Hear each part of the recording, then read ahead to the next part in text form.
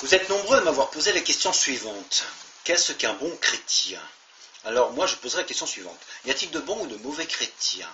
D'abord il faut savoir que la définition du mot bon, c'est avoir les qualités qu'on en attend. Avons-nous les qualités que Dieu attend de nous? En ce qui me concerne, je parlerai plutôt du vrai disciple. Et j'ai établi 6 points essentiels au travers de cette étude que j'ai faite, afin qu'on puisse comprendre en quoi consiste être un vrai disciple. La vie du vrai disciple. En 1, c'est une vie de paix constante. Vous avez ma paix, je vous donne ma paix, je ne vous donne pas comme le monde donne, que votre cœur ne se trouble point, ne s'alarme point. Jean chapitre 14, verset 27.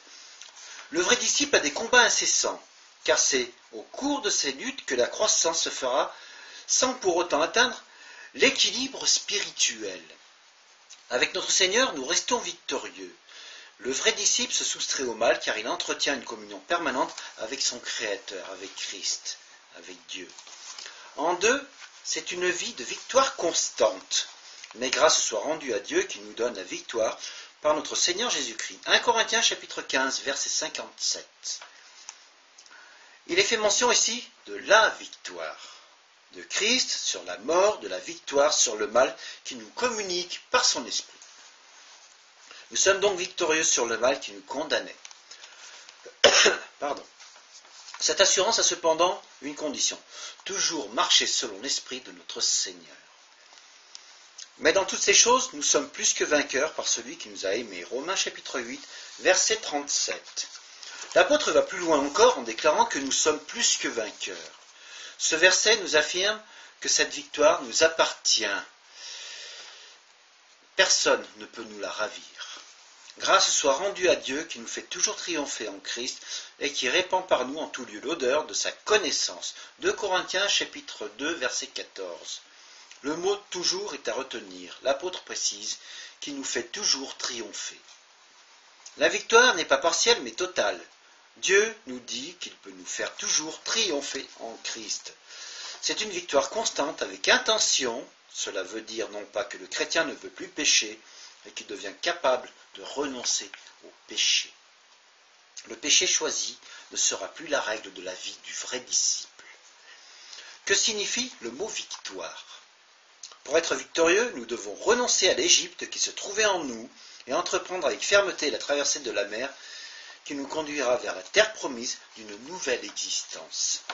Mais si tu veux que la vérité soit au fond du cœur, fais donc pénétrer la sagesse au-dedans de moi.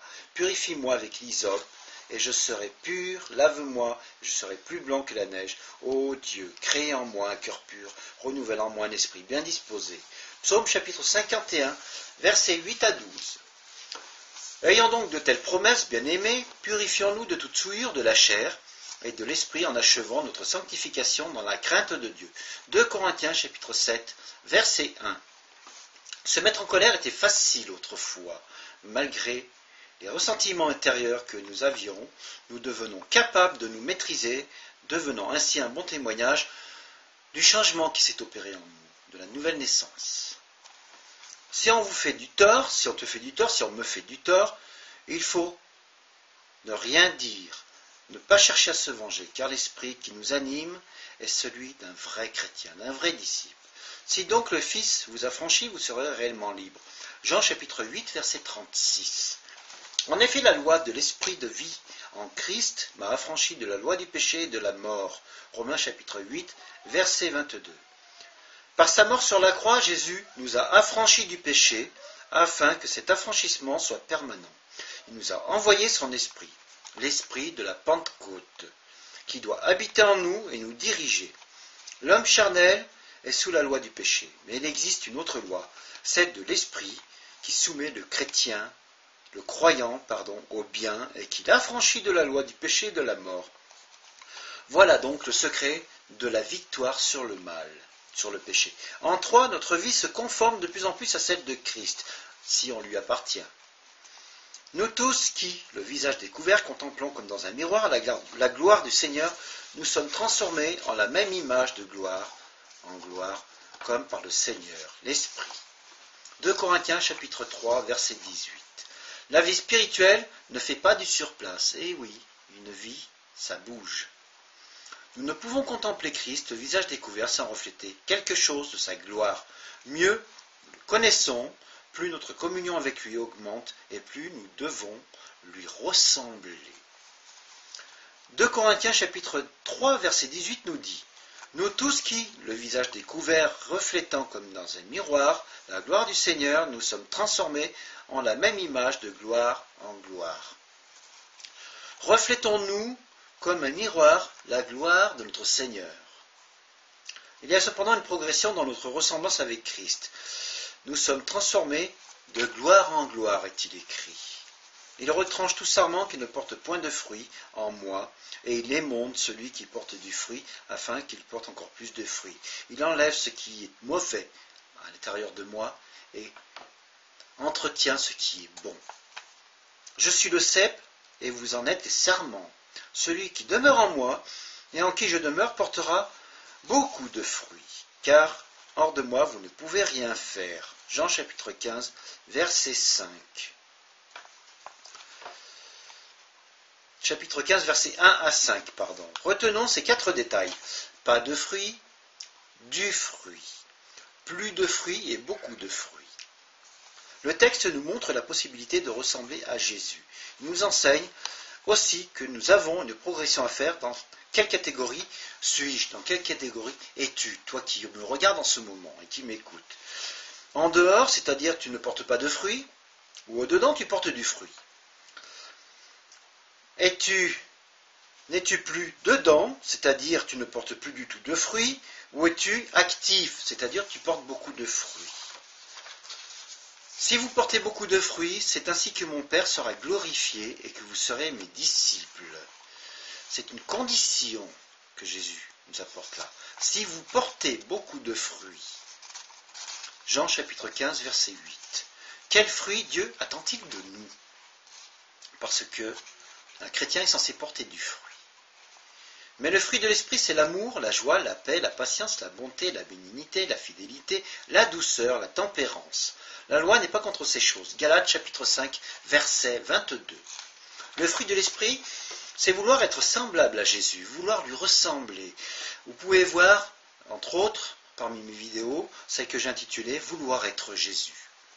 Une vidéo, un message qui prête à réflexion. Le texte ne dit pas « les fruits », mais « le fruit ».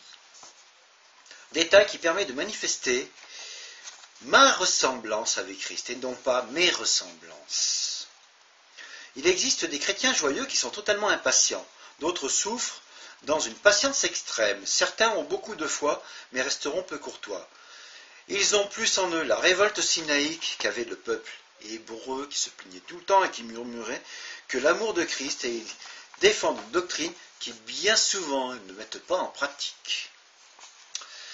En 4, c'est une vie de puissance surnaturelle. En vérité, je vous le dis, celui qui croit en moi fera aussi les œuvres que je fais, et il en fera de plus grandes parce que je m'en vais au Père. Jean chapitre 14, verset 12. Fera aussi les œuvres que je fais, dit Jésus, et il en fera de plus grandes encore. Que voulait dire notre Seigneur par là? Il voulait dire par là que son ministère a duré 3 ans sur la terre. Après, on l'a mis à mort. Mais nous, de par l'enseignement qu'on a, on est amené à porter du fruit, à être des bons sarments. Mais ce fruit, on est amené également à l'enseigner à nos enfants qui le communiqueront eux-mêmes à leurs enfants et ainsi de suite. C'est ainsi que Jésus dit, et il en fera de plus grandes parce que je m'en vais au Père. Mais nous restons. Jésus dit ces paroles à des hommes sans grande instruction. L'un d'eux était un vieux pécheur, mais il était de ceux à qui la promesse fut faite, et en un jour elle s'accomplit. Par un seul sermon, il gagna 3000 âmes au Seigneur Jésus. Quelle était la puissance de l'apôtre Pierre, qui était pêcheur de poissons, bien qu'il eût beaucoup de qualités chez ce vieux pêcheur impulsif et plein de zèle, aucune d'elles ne pouvait faire prévoir un tel accomplissement de la promesse du Seigneur. Dieu nous indique clairement le secret de la puissance de l'apôtre Pierre. Vous recevrez une puissance, le Saint-Esprit survenant sur vous, et vous serez mes témoins de Jérusalem, dans toute la Judée, dans la Samarie et jusqu'aux extrémités de la terre. Actes chapitre 1, verset 8.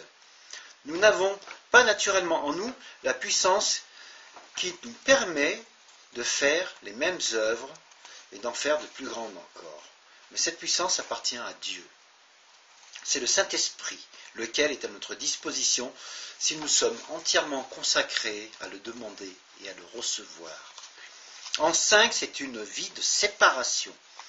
Ce que Dieu veut, c'est notre sanctification, une vie de séparation, une coupure, un changement de bord. 1 Thessaloniciens, chapitre 4, verset 3. Il nous convenait, en effet, d'avoir un souverain sacrificateur comme lui, saint, innocent, sans tache, séparé des pécheurs, et plus élevé que les cieux. Hébreux chapitre 7, verset 26. Le vrai disciple prend Christ pour exemple. Il est fermement décidé à marcher sur les traces de son maître. Christ a vécu une vie de séparation. Il était dans le monde sans être du monde. Il en est de même pour nous qui quittons l'Égypte, qui n'est autre que le monde et qui nous tenait à la servitude. Il vivait au contact du monde. Jésus vivait au contact du monde, mais il ne vivait pas comme le monde. Vous pouvez entre autres choses voir ma vidéo que j'ai intitulée « De Moïse à Jésus-Christ », qui est également très enrichissante. Le vrai disciple aspire à une sainteté semblable à celle de Jésus.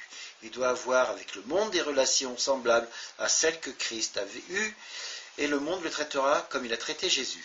Ils ne sont pas du monde, comme moi, je ne suis pas du monde. Jean chapitre 17, verset 16. Si vous étiez du monde, le monde aimerait ce qui est à lui. Mais parce que vous n'êtes pas du monde, et que je vous ai choisi du milieu du monde, à cause de cela, le monde vous haït. Souvenez-vous de la parole que je vous ai dite. Le serviteur n'est pas plus grand que son maître.